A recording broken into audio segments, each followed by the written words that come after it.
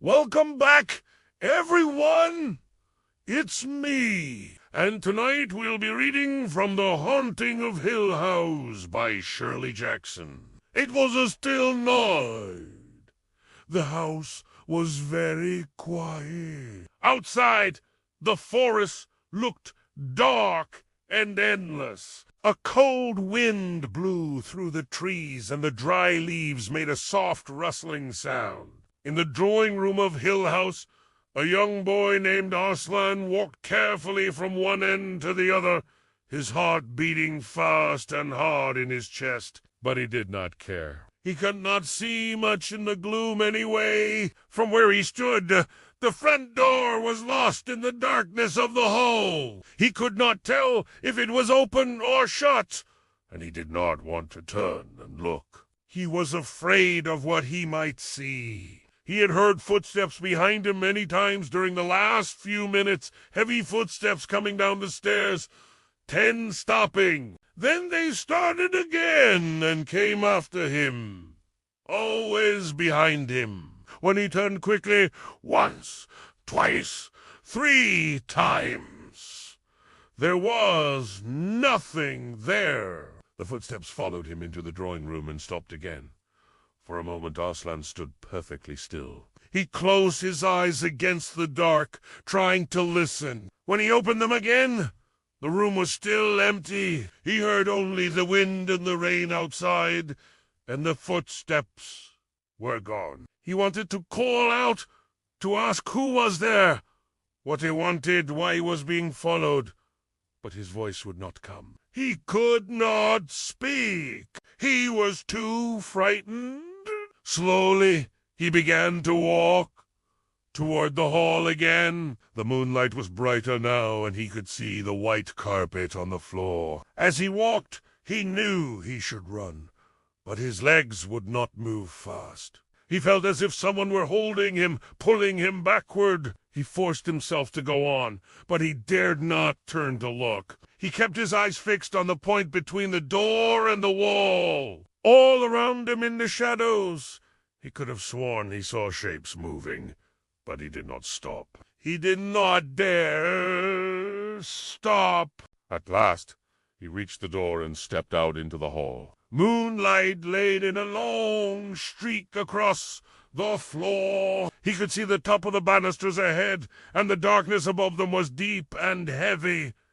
There was nothing in the hall. No one had followed him. The house was silent except for the wind and the rain, and the darkness was absolute. Arslan turned slowly and walked back to the drawing room. The fire had burned low, and the logs had died. The room was dark and cold. He stood by the window and looked out at the garden. Somewhere outside, a tree swayed restlessly in the wind. He wondered if it would be safe to go to bed, if he could sleep. He knew the other children slept alone in their rooms, but he never slept alone. Not since Nell had come to live at Hill House.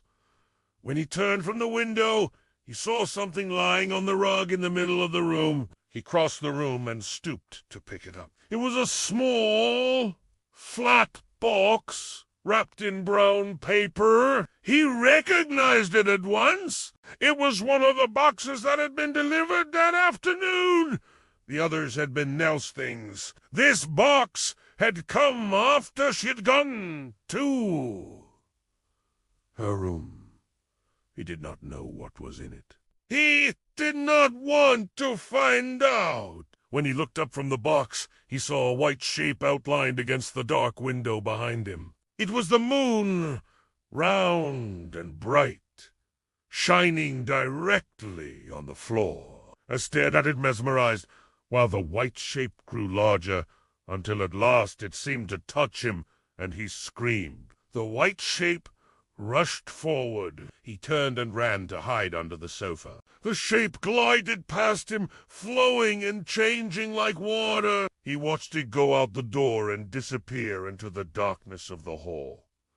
Then he climbed out from under the sofa. He could not stay in the room. He had to find Nell. But when he hurried into the hole, he could not find her room. He did not recognize the high, dark walls or the heavy, closed doors. He walked blindly down the hall, his bare feet whispering on the cold stone floor. At the end, he found a stair, took 2 steps, turned and ran back. He did not know what he was looking for, but he could not go back to the drawing room. That door was locked. He could hear the deadbolt click home. When he pressed his hand against the wood, he could feel the coldness of the lock and the smooth, hard surface of the knob. He cried out, "Nell, where are you?" Silence answered him. The only sound was the wind outside. And in the hall, the darkness pressed close against him. After a long time, he heard a noise behind him. He turned and saw the white shape gliding toward him. It floated past him, flowing and changing, and he called out "Nell" and ran after it. But the shape disappeared around a corner, and he did not know which way to go. He ran down the hall, then back again. Each time he turned, the darkness seemed deeper and colder, the silence longer and heavier. He could feel the walls pressing in on him, the corners reaching out to catch him. He tried to call for help, but his throat was dry and no sound came out. He was lost in a maze of dark, empty halls, and somewhere near him the white shape moved again. He could hear its whisperings, like the rustle of leaves in the wind, or like the soft beating of a bird's wings. He thought he might be going mad, or maybe he was already mad. He could not remember. Then he heard a new sound, a long, low moan, as if some great beast were sighing in the darkness. The sound seemed to come from everywhere and nowhere. It was the sound of the house, and it frightened him. He wanted to get away from it. He wanted to find Nell. As he ran blindly through the house, he came into a room at last. He did not know what was in it, but he went to the window and pushed it open. Moonlight flooded the room, and the fresh air struck him with a sharp chill. He could see the garden now, dark and wet and full of shadows. The trees swayed restlessly in the wind. Somewhere beyond the garden, something was moving, dragging itself closer and closer to the house. He went back from the window and looked around the room. It was bare, except for a rocking chair in the corner. The candle on the table flickered and cast long shadows on the walls. In the corner, rocking chair moved slightly, then stopped. The moonlight slipped through the window and touched the chair. It was empty. The candle went out. In the darkness, he could hear the wind and the rain. The floorboards creaked. Something moved in the rocking chair again. A bat, Hawaii, stumbling over rugs and furniture, falling against the wall. The floorboards creaked again, and the chair rocked slowly, steadily. He ran to the door and slammed it open. Outside, the wind caught at his clothes and pulled him out into the darkness. He ran along the wall and hid between 2 trees. He could see the lights of the house and hear the wind and the rain. The floorboard creaked again, and he cried out. He did not want to hear it anymore. He did not want to see the white shape glide past him in the moonlight. He did not want to hear the footsteps behind him or feel the icy hand on his shoulder. He